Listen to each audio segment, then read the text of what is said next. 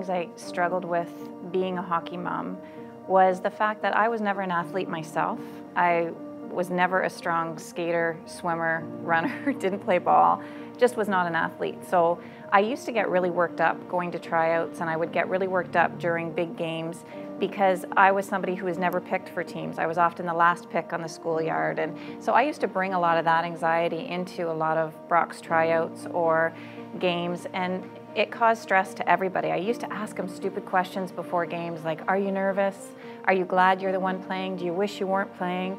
And I think it created a lot of stress for him, and he had to learn to come up with his own coping mechanisms to not let me cause that stress to him. And I think as parents, sometimes we go into those situations so worked up for our kids, and they're often not as nervous, but we create that anxiety for them.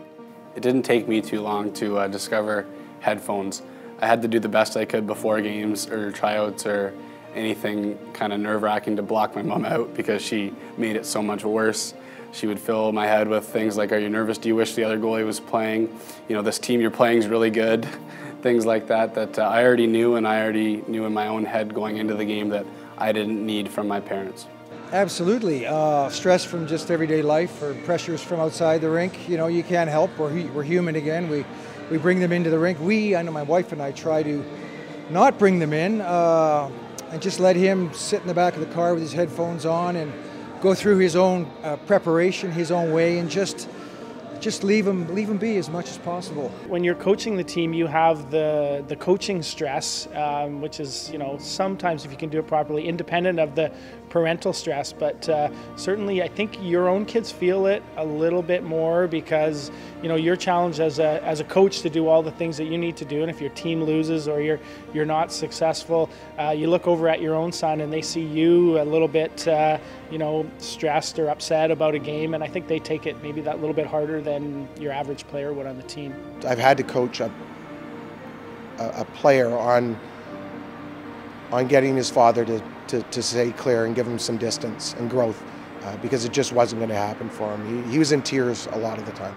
Now that my kids have finished minor hockey, I look back and I think sometimes parents get a little excited about things that really don't mean anything.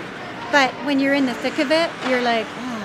I think I probably feel everything as a parent. You feel their frustration when they've had a bad shift, or, you know, they're not getting as much ice time as they want to. You're just almost in tears when you see them, you know, succeed and reach the goals that they wanted, whether it's individually from a game or even a team standpoint.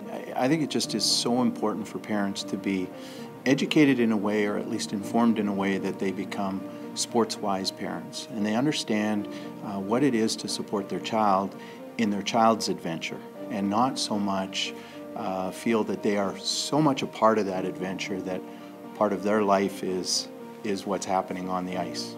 Your kid's already worked up enough, and they have coaches and themselves to be competitive about the game. It's not your job to get them excited for that game.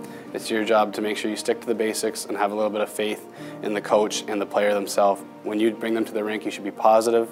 You should make sure they're excited about the game. Don't need to fill their heads with things that are negative. Get them fed, make sure they have a good night's sleep, get them to the rink on time, because the coaches are the ones that should be preparing them for the game, and the kids should be doing it themselves as well, because if they're competitive enough, if they want to be there enough, they want to win anyway.